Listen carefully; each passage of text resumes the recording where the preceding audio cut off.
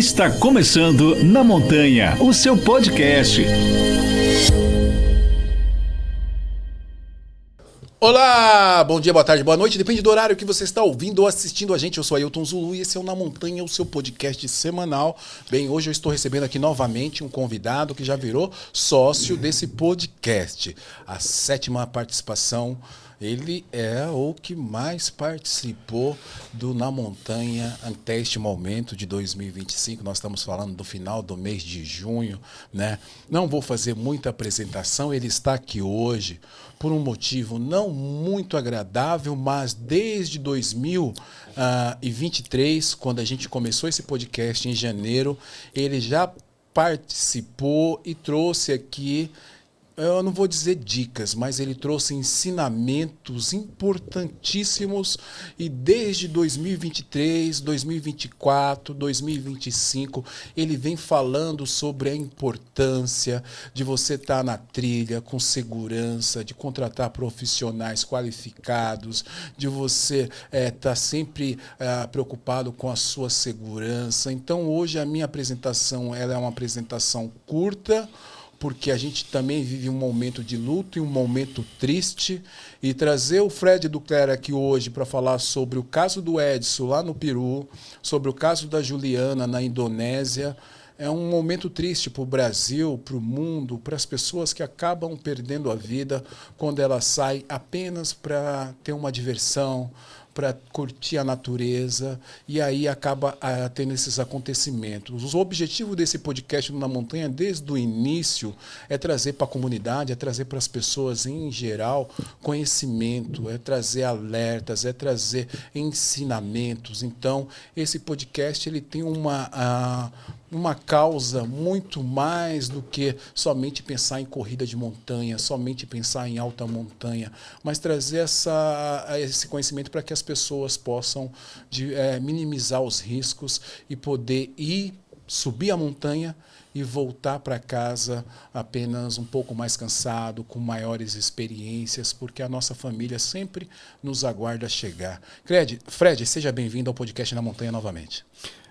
Zulu, muito bom estar aqui, muito bom te rever, muito bom falar de um tema que eu sempre falo, eu acho que de qualquer expedição, de qualquer aventura, o ponto mais importante desse tipo de viagem é a vida, né? Preservá-la, achar formas de sempre estar. Eu sempre gosto de me aventurar, assim, se eu pudesse ter o controle total de 100% de segurança seria maravilhoso, mas a gente sabe que se você já vai para a natureza, de alguma maneira tem algumas variáveis incontroláveis, né? Entre elas a natureza, a própria natureza e acho que o dia a dia, né? Então é muito bom voltar para casa, né? Na montanha é casa.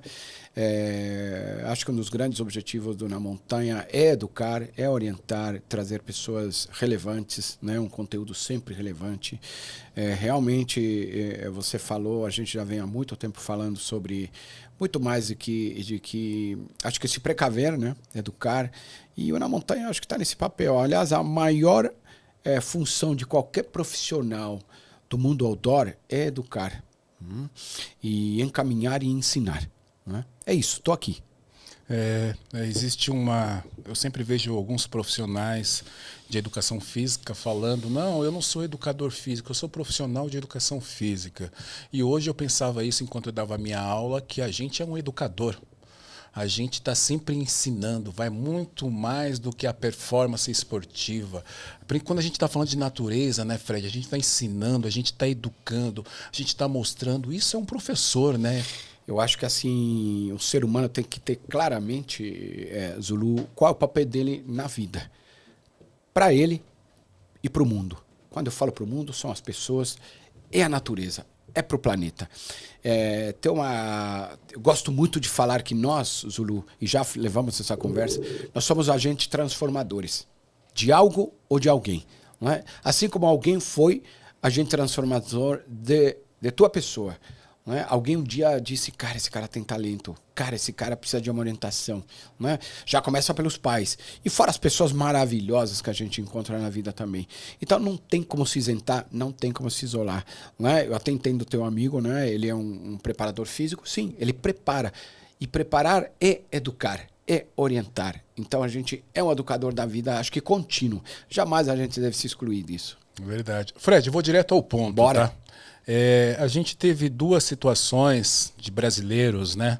O Edson lá no Peru, fotógrafo, alpinista, né? E com mais 2 peruanos ali no dia 29 de maio desapareceram ali, fazendo a Cordilheira Blanca, né? 6.025 metros. E também a Juliana Marins. O Edson tinha 36 anos, a Juliana 26, publicitária de Niterói, estava fazendo um mochilão pelo solo asiático, né? E ali fazendo aquele vulcão de 3.700... 26. 3.726 Isso, metros. 3.726 metros, né? Ela acabou tendo aquela situação. A primeira pergunta é: por que teve maior comoção no caso da Juliana? É porque nós vimos via rede social, via televisão, ela viva, pedindo ajuda, sendo abandonada. E o Edson, a gente apenas ouviu a notícia que havia um brasileiro desaparecido. É isso mesmo? A gente já viu uma pessoa ali sendo abandonada e pedindo socorro a céu aberto e não foi suficiente o tempo para encontrar ela com vida. Eu acho que assim, eu conheço muito bem o Edson. O Edson é uma pessoa fantástica. Vou falar né? Porque sinto ele perto. É uma pessoa maravilhosa. Tive a oportunidade de conhecê-lo menino na Serra Fina, na Mantiqueira, Marins da Guaré, para você ter uma ideia, tinha uns 18 anos. Um fotógrafo fantástico. Se transformou num montanista muito bom, né? Além de ser um fotógrafo profissional também, né? Então fico muito à vontade de falar dele no decorrer do teu podcast. No caso da Juliana, é um caso, eu acho que ganhou impacto de mídia maior, talvez, do que do Edson, por ela ser uma pessoa mais comum, talvez, né? Porque a gente está falando de um montanhista, e existe uma visão muito acho que meio romantizada às vezes, não sei se é a palavra adequada, tá? Sobre o montanhista, né?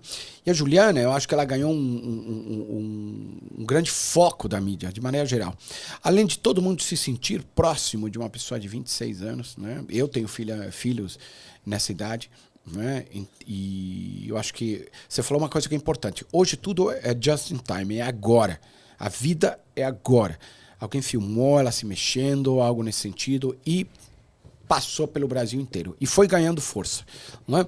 Eu acho que estão esses fatores. Eu acho que ela ser uma pessoa tipicamente nossa, Brasil, com aquele astral, é uma jovem com uma alegria, muita vida por ver, assim como Vandeira. Vandeira fantástico, maravilhoso, mas eu acho que ela ganhou sim repercussão o fato de ela ter uma abordagem mais próxima, e aí se pulverizou muito rapidamente nas redes sociais.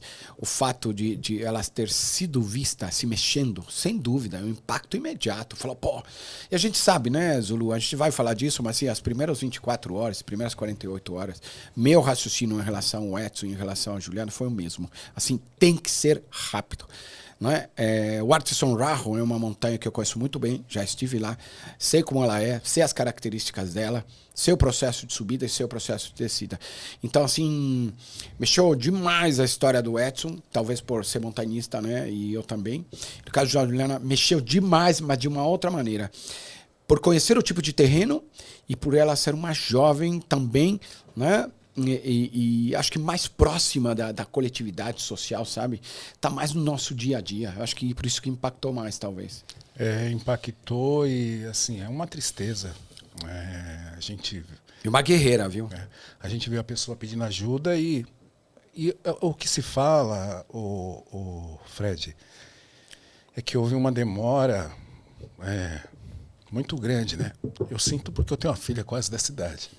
Eu entendo você. O raciocínio para mim também é imediato. Eu tenho 4 filhas, imagina. Tenho um pouquinho abaixo da Juliana e acima. Também me emociona, né? Falar é imediato. Eu vejo uma jovem desse tipo, eu lembro das minhas filhas. Eu sempre oriento assim, nunca se coloque em risco, para todos, né? Mas os filhos têm que viver. E ela foi uma pessoa, assim, o que eu consigo enxergar, né? Eu acho que assim, ela teve a atitude certa, né? Tenho visto muitas coisas na mídia, já falei na Band News, falei na Record também, e tô aqui hoje. E uma coisa eu percebo, Tem muita gente que fala sem conhecer o tipo de atividade, sem conhecer o assunto, sem ter a empatia adequada do fato, né? Você tem que ter, para analisar, avaliar isso, um pouquinho mais de calma, um coração mais aberto, um coração que cura, um coração que orienta e um coração que pega algumas coisas, esse tipo desses dois eventos, como lição e como mensagem, né? Então, eu acho que assim... ambas, e olha, não é comum, é que aconteceram com duas pessoas que ganham muita repercussão de mídia, porém é cotidiano, né? Eu tive recentemente na Mantiqueira, aconteceu um resgate na Serra Fina, aconteceu um outro acidente muito comum aí no Marins da Guaré, né? Sorte que me parece que tinha um guia profissional, acho que era o Max que estava lá, deu socorro, né? E conseguiu acionar os protocolos que a gente conhece. E eu sempre digo, viu, Zulu, você viajar com um bom profissional qualificado não garante que o sucesso da empreitada vai estar tudo perfeito. Não é? Se garante você estar cercado cada vez mais de uma pessoa com competência, não é? Para poder te auxiliar em algum imprevisto desse tipo, né? O Fred, eu lembro que em um dos episódios eu perguntei para você em que patamar o Brasil estava na questão do profissionalismo, na questão dos guias. E eu lembro da sua resposta, comparado aqui com a América do Sul, né, que a gente ainda precisa caminhar muito. Mas quando a gente olha o caso da Indonésia, a gente percebe que o Brasil está muito avançado em relação a guias, né? Tudo bem que a gente tem conhecimento de casos aqui na Mantiqueira, na Serra Fina, que o guia também deixa ali os seus clientes para trás, né? Não dá o acompanhamento, mas você falou aqui mais de uma vez como que você trabalha, como que você faz para levar as pessoas para a montanha.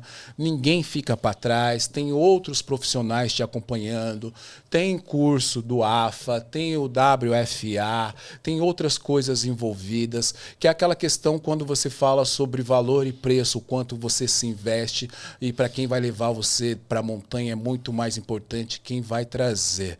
Olhando no aspecto do país, né? Aí vai no geral, bombeiro, socorrista, a gente percebe que o Brasil nisso ele está avançado, porque você concorda que se aquilo tivesse acontecido aqui no Brasil, a gente tivesse visualizado através de um drone, alguém em qualquer buraco, qualquer montanha, nas primeiras 10 horas, com certeza, a não ser que o ambiente, o clima não permitisse, seria algo mais rápido, né?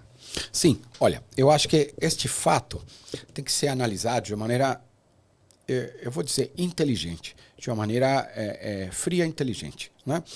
Vamos lá, por partes, né? Se eu esquecer, me dá um toque. O primeiro ponto, estamos à frente da Indonésia? Neste fato, talvez sim, né? Eu consigo enxergar um pouquinho à frente. Isso não quer dizer que nós estamos num estágio bom, comparado à América do Sul ou a alguns outros países que têm atrativos naturais, como um parque como o Rinjani, né? Eu acho que nós ainda estamos no estágio 1, temos evoluído, e eu sempre falo, o meu papel é orientar, é educar como profissional de aventura e dar treinamentos, né? O teu é também informar e educar, e todos os guias desse país que estão olhando aqui para mim, todos nós somos responsáveis para cada vez mais educar e fomentar esse mercado. Estamos no estágio 1. Precisamos evoluir muito, muito, muito, muito. É pouco. Comparado ao caso Rinjani, sim, estamos melhores. Mas comparados a lugares como Chile, Argentina, até Peru, estamos atrás, né? Então a gente precisa ter essa consciência. Profissionais, guias de aventura, a gente precisa se qualificar sempre.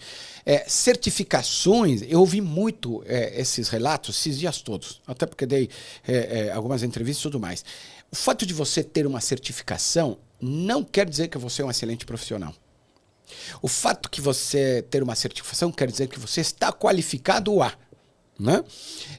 Porém, existem outros aspectos, né? Eu acho que ser um profissional com um bom intelecto, com uma boa cultura de natureza, uma boa cultura de aventura, de trekking, de montanhismo, seja de bike, seja de trail. Recente teve o fato do balão no sul também. Você precisa estar enriquecer essa qualificação. É como um profissional numa empresa. Eu trabalhei no mundo corporativo, você sabe disso, não é segredo, muita gente já sabe. Fui diretor de marketing. Para conseguir chegar a ser diretor de marketing, não foi um curso de faculdade que me deu essa qualificação. Né? Foi todo um trabalho de aprimoramento, né? E de aperfeiçoamento. Então chegou num ponto e falou, não, esse cara tem condições de liderar uma equipe, tem condições de liderar um processo, tem condições de liderar pessoas. É a mesma coisa os profissionais de aventura. É a mesma coisa um trabalho numa expedição. Né? Porque você saber guiar uma expedição, você tem que mostrar algumas coisas que eu já falei aqui. Intelecto, trabalho psicológico, saber liderar, saber resolver, sabe o que, Zulu? Conflitos. Aparecem conflitos, né? E ter claramente o ponto de que eu não posso me isentar e me ausentar. Eu tenho que resolver o assunto, se é um plano A, um plano B ou inventar um plano C. Essa é uma coisa, né?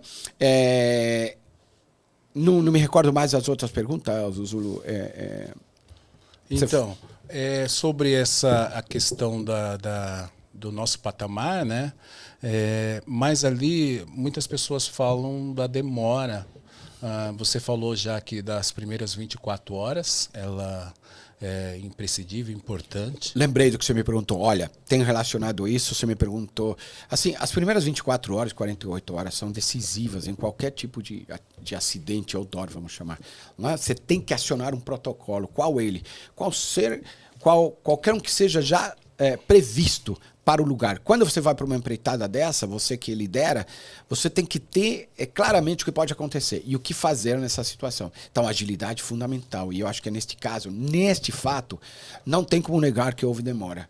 Não é o problema do guia, não é o problema dos aliás, colaboradores. Teve muita gente que colaborou no resgate, está lá para colaborar.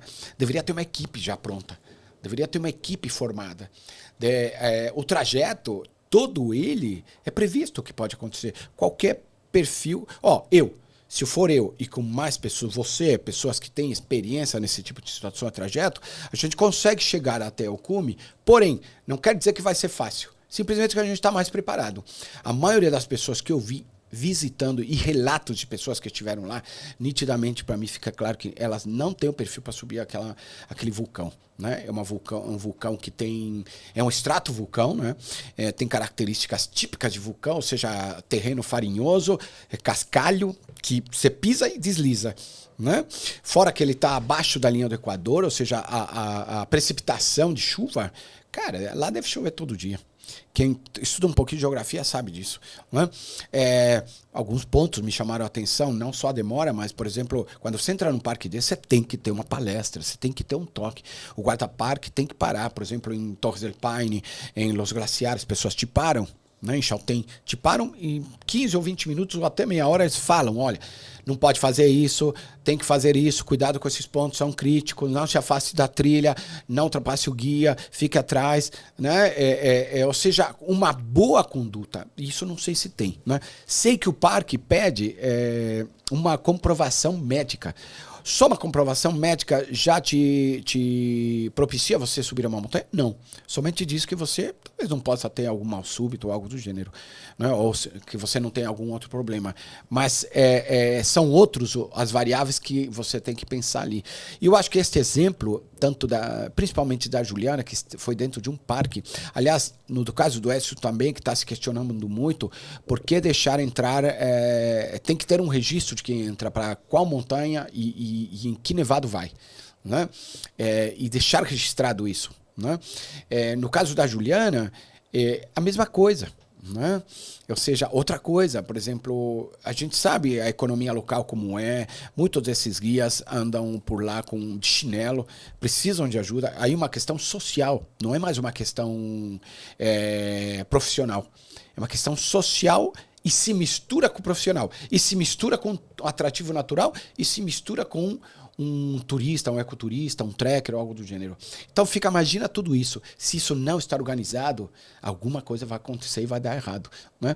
Quando a gente procura um profissional qualificado, né, o que faz? Você filtra ele. Eu tenho clientes que não gostam muito que eu faça algumas perguntas, mas eu faço, não abro mão dela. Pergunto se tem atividade física contínua, por que eu tiro dali? Eu tiro que ele um cara apto a condicionamento físico. Né? Pergunto para ele se tem quais experiências que ele já teve, com aí eu já tenho que um cara é experiente ou não no tipo de destino que ele vai comigo. Né? Pergunto em que trabalha, né? Por quê? Para entender a forma de pensamento. Né? Por exemplo, eu tenho um grande número de médicos e engenheiros de TI que viajam comigo. Não quer dizer que eles são melhores, simplesmente que eles têm um nível de pensamento muito protocolar, assim. Né? Que mais? E outras perguntas, né? Como, por exemplo, sei lá, destino, sonho, coisas do gênero. Para quê? Para você entender o perfil da pessoa, porque você não está com ela frente a frente. É diferente quando eu estou na montanha, me dá 24 horas com a pessoa, eu já sei o perfil, já saquei como ela é. Tem uma outra coisa, viu, Zulu, que é importante. A maioria das pessoas, elas se superestimam, né? E subestimam os lugares. É uma história de rede social que a gente cansou de falar. Se você não vê uma foto com a coisa dando errado, a não ser quando dá desgraça mesmo. A não ser que seja algo para sensacionalismo, algo do gênero, para ganhar um like. E não é isso, né? Eu acho que a gente tem que ter responsabilidades, né? E não é o caso da Juliana, não é o Edson, e assim, todos. Você se aventura, como a gente falou no podcast do WFA, é protocolar, você tem que ter conhecimentos básicos de algum tipo de imprevisto, né? Hoje a gente tem que ter celular, rastreador e GPS. GPS não são caros. Investe. Uma mochila às vezes é mais cara que um GPS. E aí, né? Deixa brechas. É verdade. Quando você fez o curso ali em Passa Quatro, né, WFA, a gente teve aqui o podcast e eu mandei ali para muitas pessoas falando da importância, né? Vai ter agora de novo aqui em Pindamonhangaba, o Kleber do Lux por Trail ali que organiza, está levando o Padilha lá novamente para esse curso, né? Em agosto. E a gente percebe que as pessoas acabam achando que é um dinheiro mal empregado, e na verdade é um investimento. E eu li muitas coisas, né, principalmente sobre a Juliana hoje, ontem, que muitas vezes o que você leva de equipamentos de segurança pode dar uma sobrevida de muitas horas, né, numa situação como essa, como uma manta, como uma anorak, com a quantidade de gel, de carboidrato, de proteína, de sal, de açúcar, de líquido que você está levando, seja os eletrólitos, seja a água, né? Tudo isso dá uma sobrevida, um GPS, né? Todas essas questões que a gente precisa investir. Eu vou voltar lá no início da sua pergunta, porque você falou que precisa ter alguns cuidados. A gente sempre está falando que a montanha ela é democrática, que qualquer pessoa ela pode adentrar a montanha. Mas isso a gente precisa olhar para o nível da trilha, para o nível da montanha e olhar para o seu próprio nível, não é isso? Sem dúvida, uma boa pergunta. Olha, eu acho que assim... A montanha é democrática, a natureza é democrática? Eu acho que todo mundo tem acesso. Né? Tem aspectos sociais? Tem. Aí um outro ponto. Né? O fato de eu poder escolher ir para algum lugar, sim, é uma opção. É uma opção e é uma escolha. É uma democracia.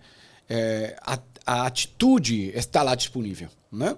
Você tem que se cercar de elementos de que esta viagem seja a melhor possível dentro das suas condições? Sim. Eu acho que você tem que ter um nível crítico. E aí, essa situação toda, isso que você está trazendo, mostra exatamente o nosso estágio. Né? Eu viajo muito pela América do Sul, principalmente no Chile, que é onde eu nasci. Eu vejo muitas pessoas na montanha no Chile com equipamentos top, porém com pouca experiência. Né? Estão no aprimoramento, ou seja, o problema ali não é o equipar, e sim a experiência. No Brasil, eu vou trazer para o Brasil, eu vejo muito aqui, na Mantiqueira principalmente, pessoas com poucos equipamentos. Né? É uma questão de mentalidade. O produto bom não é o produto mais caro, não é o produto de uma marca conhecida, é o produto que não te deixa na mão, o equipamento que não te deixa na mão, essa é a palavra. Então, eu acho que assim, você tem que ter o nível crítico de avaliar, eu tenho condições de viajar agora para este lugar? Não, não tenho. Então não vai. Ah, não, mas como todo mundo pode, posso ir assim, meio improvisado? Olha, improvisação, falou em improvisação, já é risco. A palavra diz tudo. Improvisar. Você só improvisa quando acontece um fato dentro de uma situação que você não tem controle. Né? Então, acho que fica muito bem ali o estágio, né, em que nós estamos. Ainda estamos em evolução. E essas situações, eu até considero elas normais. Elas são impactantes, são chocantes. Mas dentro de um processo evolutivo, elas são normais porque a gente não tem um mercado maduro. Né? E não tem um consumidor exigente, um consumidor do mundo outdoor, ele está no estágio muito primário ainda. Mais ainda, quando ele enxerga que aquele equipamento é custo, então tá claro. Né? Ele não sabe enxergar que aquilo é um investimento, porque é segurança. Se é segurança, é investimento. Qual a tua casa numa aventura, Zulu? É a mochila e a barraca, certo? É investimento ou é custo? É investimento.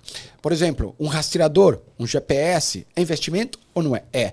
Um kit de primeiros socorros, ninguém leva kit de primeiros socorros.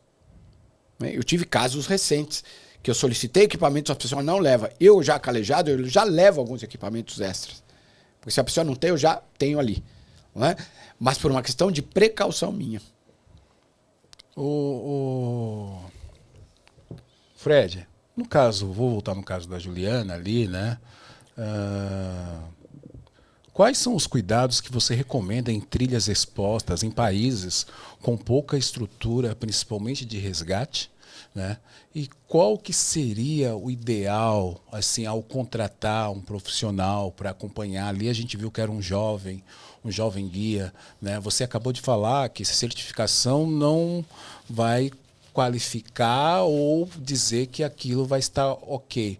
Mas existe alguma padronização para que a gente possa minimizar esse tipo de risco? Porque hoje é muito comum, as pessoas elas viajam e a primeira coisa que procuram, na maioria das vezes, é uma trilha. Procurar o grau de dificuldade dessa trilha, ter esse conhecimento prévio. E você, como um guia profissional de alta montanha, você recomenda fazer esse tipo de trilhas sozinho, sozinha, né? Ou em grupo, apesar que a Juliana estava em grupo, e o grupo muitas vezes não significa nada, né? O que faltou ali? Olha, vamos por partes. Eu acho que assim, você escolher um bom profissional para situações com as características dessa montanha, com certeza. Você não vai para uma empreitada que você não conhece, não tem noção, é exposta, tem perigos, sozinho só porque você é um super-herói. Isso não existe. Você tem que saber contratar e aquilo eu vou voltar antes. Você tem que ser um consumidor, você que está me ouvindo aqui, você tem que ser um consumidor qualificado para contratar um bom profissional. Essa história da Juliana tem alguns atributos. Eu fiz um post recente que são variáveis importantes. Primeiro, consumidor. Ele sabe escolher? Sabe. Ótimo, perfeito. Eu escolhi uma empresa. A qualidade dessa empresa. Quem vai me levar? Como ele é? Questionar. Né? É importante questionar. Né? Outra, qual a estrutura do lugar? Qual a estrutura do parque? É um parque conhecido, não é? É um atrativo? Hoje a internet te entrega tudo, do bem e do mal. Quantos acidentes teve nessa trilha? Teve 180 em 5 anos e 8 mortes. Caramba, meu. Vou ou não vou? Você já começa a ficar assim. Bom, qual é o plano de contingência que tem a agência? O parque tem equipe de socorro? Não tem. Tem sinalização? Não tem. Então eu não vou, meu. Né? São poucos parques. Eu vou para uma empreitada que é um parque, mas não tem sinalizações porque ela é inóspita. Ótimo. Você contrata quem? É aquela velha história que a gente fala aqui do preço. Você contrata um médico porque ele é caro ou porque ele é barato? Você contrata porque ele é bom, se ele tem um bom custo-benefício. Né? Um engenheiro ainda. Você não constrói uma casa porque o engenheiro é barato. Né? Você procura um custo-benefício, ou caro. Né? Ou seja, tem esses atributos todos, falei vários aqui. Não tem como, é por isso que dá. Um tipo de acidente desse tipo nunca acontece no acaso. É sempre uma soma de errinhos. Sempre. É o caso do Everest e outros casos clássicos. Né? Então, tá na hora, com todos esses fatos, além da comoção, que, uma jovem é muito triste. Eu enxergo filhos ali, sabe? Então, acho que por isso que também pega muito impacto. Não é tanto do Edson quanto da Juliana. Porém, a gente tem que aprender com essas lições. Né? A gente tem que evoluir. E a gente evoluiu muito. Eu consigo ver a evolução. O fenômeno de você estar na natureza é fantástico. Cresceu no mundo inteiro, não é no Brasil. Cresceu um outro fenômeno que não colabora, que é a rede social, tudo por um like. Muitas pessoas vão para alguns lugares pelo like e não avaliam esses pontos que eu citei aqui. É um atrativo natural, tem estrutura, a empresa é qualificada, o guia é bom, tem algum plano de manejo, tem uma equipe de socorro. Não tem. Então, eu claramente estou indo. Eu faço expedições em lugares inóspitos, na Terra do Fogo, por exemplo. Parque de Endegaia, Navarino. Navarino, eu tenho um plano de ação de socorro e resgate, que é com um amigo meu, que é bombeiro da ilha. As empresas têm. Sabe o que está acontecendo? Me lembrei uma coisa que acontece muito no Brasil. E olha como é a qualidade. Outro dia me ligou um cliente falando, eu quero ir para Guaiguas, tal, beleza. Vamos para Guaiguas. Não, mas tá muito caro. Tá, legal. Até aí normal, natural, porque cada um tem um preço, cada um tem a qualidade do trabalho que entrega. Aí eu falei, mas por que você está achando caro? Eu gosto de questionar. Ele falou, não, porque tem um pessoal que está vendendo, não vou citar nomes aqui, mas até são conhecidos, ele está cobrando quase que a metade do preço seu. Ótimo. Eu falei, me mostra o que ele faz, o que ele entrega para você chegar lá em Guaiguas. Bom, o que ele faz? Ele agencia a venda e entrega para um guia local, ou uma empresa local. O cliente aqui não sabe quem é a empresa e ele diz que ele paga uma taxa lá. Não, ele paga os custos locais. Né? Então, o que acontece? Olha como acontece a venda. Vai para Guaiguas, que está na moda, né? Qualifica, compra uma viagem desse tipo, paga uma parte no Brasil, que na verdade o cara está agenciando a venda, e entrega lá para uma agência qualquer, que ele nem sabe quem é. Não sabe quem é o guia, não sabe qual é o plano de auxílio, não sabe se tem cavalo extra para emergência, não sabe se tem um plano A, um plano B. Ele não conhece as características do público brasileiro, né? E aí vai. Eu te pergunto, qual a chance de dar algum errinho nisso? Vários. Eu já peguei vários lá. Brasileiros passando mal na alimentação, na aclimatação, porque não adianta. Esses tipos de aquisições, hoje, estão muito mais baseadas em redes sociais e no preço barato. E às vezes o barato sai caro. Não é que precisa ser caro. Mas normalmente, um produto, seja na cidade, aquelas coisas que a gente vê em TV, rádio, golpes nas redes sociais, tá muito barato. Desconfia, tem algo errado. Porque, vamos lá, você sabe qual a média que custa um bom guia profissional? Média, hein? Tô chutando média. Média baixa. Internacional, em dólar, $250, $300 e vai até $500 diária de um guia profissional. Esse cara vai me garantir o quê? Garantir te cercar de uma situação que raramente vai escapar dele, alguma coisa que te coloque em risco. Então por aí você já fala, cara, tem algo errado. Né? Você sabe quanto custa, em média, o Rinjane? R$1.600. É mais barato que uma serra fina. E muito mais barato, às vezes, tem gente que cobra no Itaguaré. E o preço máximo médio que eu vi, R$2.000. Uma empresa um pouco mais qualificada. R$400 a mais. Não é? Em torno disso. Por aí você vê o nível do mercado local. Por aí você vê o nível de... E essa coisa de quanto custa a tua vida e quanto custa um serviço outdoor, quanto custa um preparador físico, quanto custa um treinador. A gente já levou essa conversa aqui. Ele vai me entregar pronto? Ele vai me formar, vai me orientar, vai me educar, vai me ensinar? E aí ficam os questionamentos para você que está ouvindo aqui.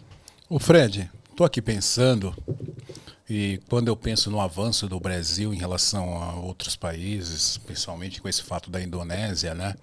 Eu estive na Serra Fina aqui no feriado, semana passada. Paga-se uma entrada, né? Então se você vai da Toca do Lobo até o Capim Amarelo no feriado estava R$97. Se você vai da Toca do Lobo fazendo a meia travessia, você paga quase R$160. E você também esteve lá recentemente, se eu estiver enganado, você pode me corrigir. Ali se trata de um parque, podemos dizer assim, de um parque privado, está cobrando entrada. Não deveria ter ali um contingente de socorro contratado pelo parque? Porque quando acontece alguma coisa, eu vejo recorrer ao bombeiro, ao Águia da Polícia Militar, igual a gente teve o socorro lá nesse feriado, né? E aí vamos dizer, a gente acaba onerando o Estado, né? Porque esse custo vai para o Estado e não vai para o parque. Não deveria ser diferente num caso como esse, quando se compra o ingresso da entrada, falam-se que tem um seguro, mas se tem um seguro não é para você acionar o poder público, né?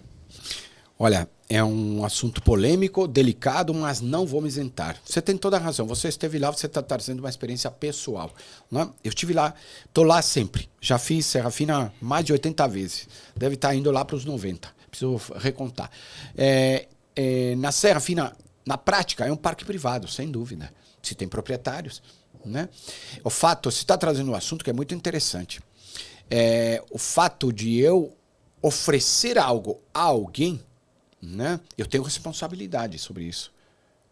Não é?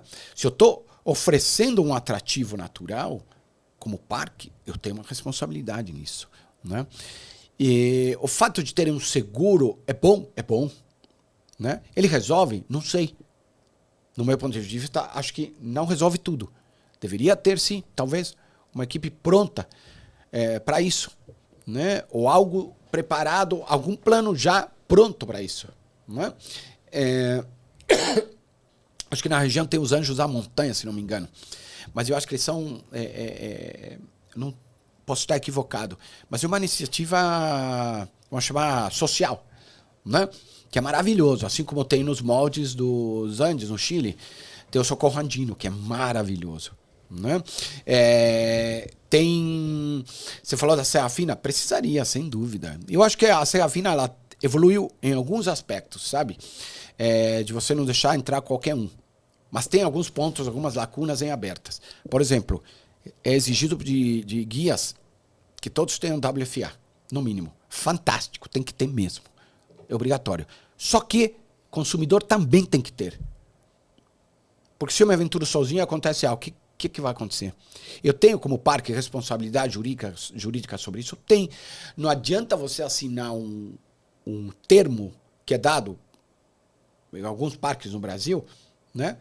E achar que a culpa é sua, porque você se acidentou. Não. Se acidentou por uma situação esporádica é uma coisa. Uma situação no acaso é uma coisa. Agora, por uma estrutura que poderia estar melhor, sim, a manutenção, por exemplo, de cordas de uma via ferrata, é do atrativo natural do lugar. Deveria ter. Então, sem dúvida, eu acho que essa coisa, quando a gente onera o Estado, né, tem alguma falha, porque se é um parque e eu aciono o bombeiro deve receber, olha, não sei quantas ligações, não tenho uma noção, mas deve ser muita. E não dá para sair de um lugar para socorrer uma pessoa que está lá. Tem que socorrer. E não adianta ter um seguro somente. Eu só conheço um lugar no mundo, ô Zulu, que você aperta o botão, cara, desce o helicóptero lá, cara. Que é quem? É na Suíça. E se tiver algo próximo, talvez. No resto, todos os seguros acionam quem? Equipes locais.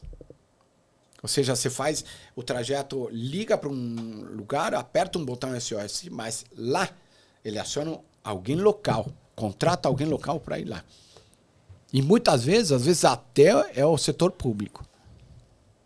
É verdade. Ô Fred, a gente falou por muito tempo, né, a regrinha ali de esperar 24 horas aproximadamente para acionar um resgate.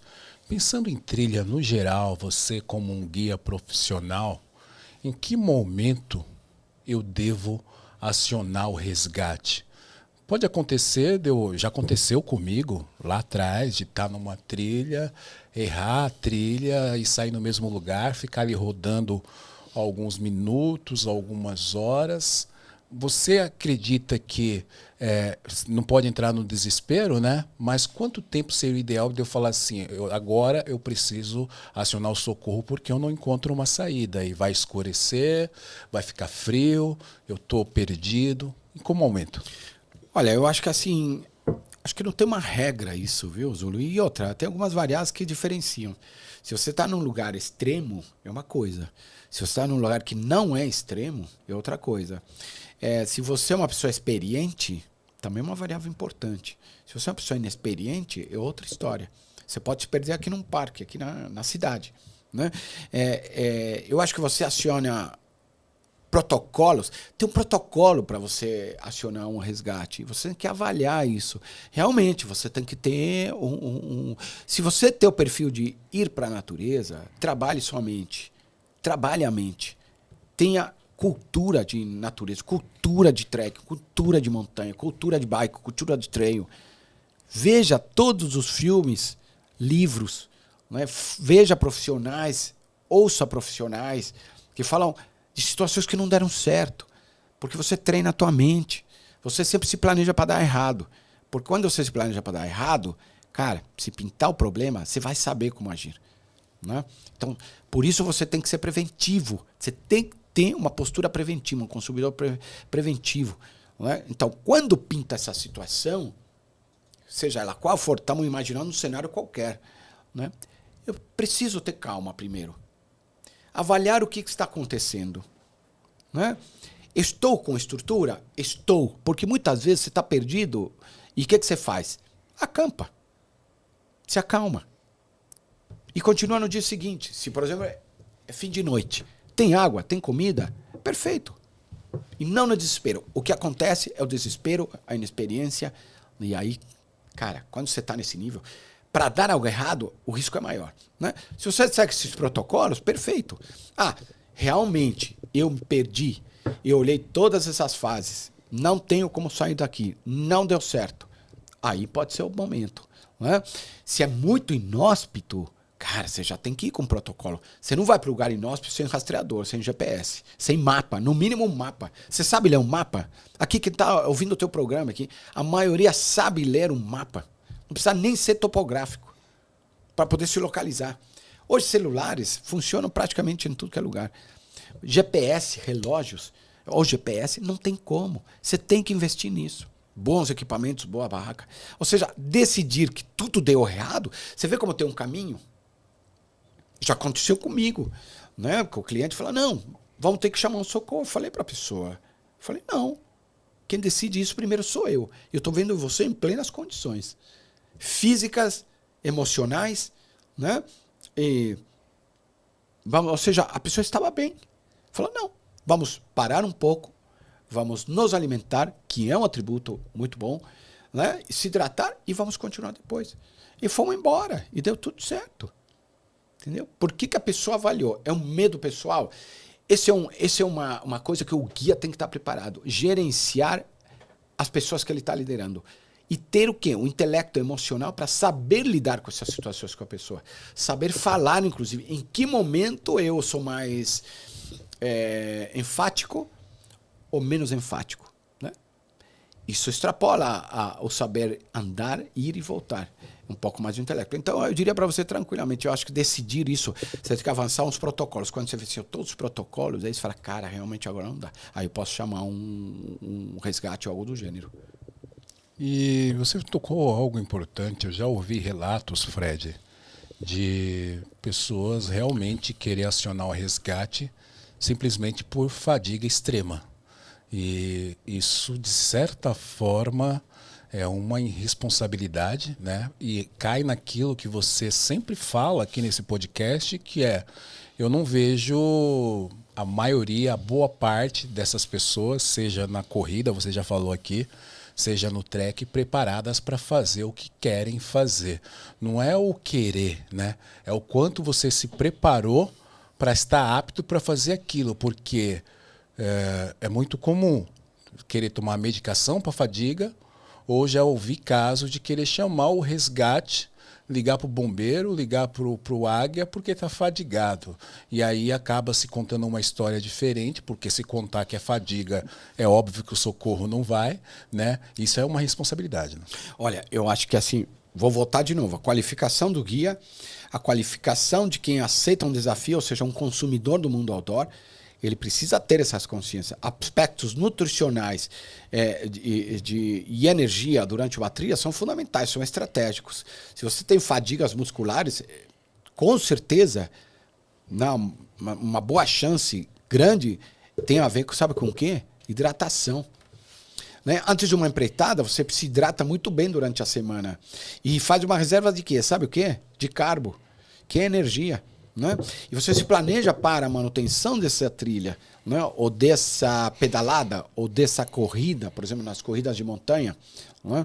Então, você precisa ter essa consciência, senão não dá. Chamar um águia por uma fadiga, eu acho real uma irresponsabilidade. Porque, inclusive, dá para tratar durante a trilha. Se tiver água, se tiver aminoácidos, como BCAA. Eu sempre falo aqui, você cansou de me ouvir falar. Não dá para levantar a mão e sair andando. Tem água, tem proteínas, tem até gel, que é um energético. Né? Tem BCAA é obrigatório para atividade física. Você fala, putz, é mais um produto para investir. Se você quer fazer aquilo e quer fazer bem feito e quer ter longevidade nessa atividade, você tem que levar. Não dá. Né? Você é um esportista. Outra coisa, né? Essas situações acontecem pela falta de orientação mesmo. Eu acho que a gente, como guia, deve orientar o cliente nesse sentido, se ele não sabe. Mas boa parte tem. E você chamar um resgate somente por isso, eu acho que não acho adequado, não acho correto, não é legal. Ô Fred, a gente... A hora tá boa aqui, hein? A hora... Passa rápido. Passa muito rápido. Ô Fred, para fechar, né? Antes de tentar um cume, antes de tentar uma travessia, antes de querer fazer uma trilha, qual a pergunta a pessoa deveria sempre se fazer antes de tentar? Seja ela em carreira solo, com os amigos, né? Ou contratando um guia, uma expedição? Eu acho que assim, me lembrei agora, eu fiz uma entrevista para a Rede TV, Manchete na época, imagina, entreguei a idade. E junto com um médico, um cardiologista. Né? Eu lembro até hoje essa entrevista, foi muito boa. Eu acho que a primeira análise que você tem que fazer quando você aceita uma empreitada, qual é? Eu tenho condições físicas de fazer isso? Emocionais? Né? Estruturais? Quais são as estruturais? Equipamentos. Tenho. Ótimo. Já comecei bem. Né? O que eu preciso agora? Escolher um destino. Tenho condições de fazer aquilo sozinho? Não. Então escolhe um profissional. Qual profissional? Tem um monte. Hoje em dia, cara, eu nunca vi. Tem um lado bom, que cresceu. Mas com qualidade, não sei. Duvidável e questionável. Aí fica a critério de quem? De novo, volta para quem? Para o consumidor. Consumidor de produtos outdoor, vamos chamar assim. Né? Ele tem que avaliar, esse profissional é bom. Bom, deixa eu ver se ele tem... como eu disse, nas redes sociais aparece tudo. Ele tem recomendações? Ele tem site? Você sabe por onde se avalia os destinos? Os destinos são ele que opera? Aquela perguntinha básica. Não. Ele transfere para um terceiro. Cara, quando um profissional desse transfere para um terceiro, a responsabilidade é da empresa que vai executar. Bom, então me fala qual é a empresa. Essa empresa é boa? É boa. Ótimo, não tem problema você transferir uma operação para uma outra empresa, desde que tudo isso esteja claro. Ou seja, esse praticante de mundo outdoor, ele tem, então, equipamentos, estrutura emocional, né? Escolheu uma empresa boa, então pode ir. Agora, não ir... Se retirar dessa responsabilidade, acho que não é uma boa. Eu diria que é um mix de composições de responsabilidades. Né? Então, sabe o quê? Cotidianamente, veja se você tem algum problema de saúde. Né? Recentemente morreu um guia no Itatiaia, um guia experiente, teve um mal súbito. Né? Estava com 20 pessoas, se não me engano. Ou seja, imagina, e se o guia... Zulu, a gente esteve num podcast aqui com uma pergunta aqui com o Padilha. E se o guia tiver algum problema e você está com ele, o que você faz? Sente e chora? Não, pô. Você é uma pessoa inteligente, você vai se preparar, você vai se qualificar. Né? O que você vai fazer? Bom, primeiro ter noções de primeiros socorros. E segundo, avaliar suas estruturas se são boas. Pelo menos você sabe auxiliar ali, né? Isso é bem importante. Pode acontecer, né? Pô, e não acho incomum, não. Aconteceu em Itatiaia.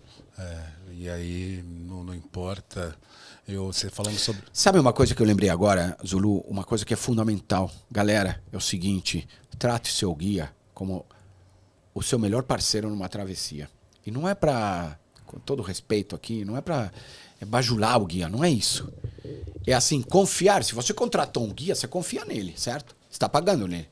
Então, absorve o máximo dele, né? E troca as ideias que você está sentindo. Não tô legal, tô assim, porque você vai... O que você vai fazendo? Você vai alimentando o guia de informações para poder decidir e não esconder. Eu já tive casos, né? Um caso típico aqui, Vulcão São José, onde a pessoa escondeu que tinha tomado um remédio. E esse remédio dava, sabe o quê? Efeitos colaterais. Eita. A pessoa teve o quê? Princípio de edema. A menos de 4.000 metros. É muito raro isso acontecer. Né? É óbvio que foi consequência do remédio. E não me avisou. Mas eu, calejado, eu falei, cara, um mal de altitude aqui a menos de 4.000, tem algo errado. Né? Aí fui ver, investigar com a pessoa. Era um remédio. Fui ler a bula, me deu o trabalho de ler a bula do remédio na volta da expedição. Tá escrito aqui, ó. Né? Ou seja, a troca de informação com o seu guia é fundamental. Se você contratou um bom guia e confia nele, não tem como dar errado essa relação. É bem importante, né? Toda essa relação, esse relacionamento. Sim. É um relacionamento. E o que eu ia contar é que nesse feriado eu estava ali na Toca do Lobo Marins. Toca do Lobo, Capim Amarelo. Capim Amarelo. E na hora que eu estava descendo, eu escorreguei. E caí, né? E hoje a tecnologia, o relógio, eu tô com um Garmin aqui, né? Ele, na hora, identificou que foi algo brusco e ele acionou, falou assim, aconteceu um incidente. Você confirma? Por quê? Tem 2 contatos aqui que estão cadastrados. Então, se naquele momento eu confirmo, os contatos, eles recebem ali uma informação da seguinte forma, a localização de onde que eu estou e que eu estou precisando de ajuda. Vendo? Perfeito. Né? Então, assim, hoje a tecnologia não é um relógio que foi caro, tá? Tudo bem que eu comprei usado. Não importa, sabe o que não importa? Não é se é usado ou se não é, não importa qual a funcionalidade dele. Você sabe uma coisa que você me lembrou agora que eu acho importante? Eu sempre ando na minha mochila como é tipo sanguíneo.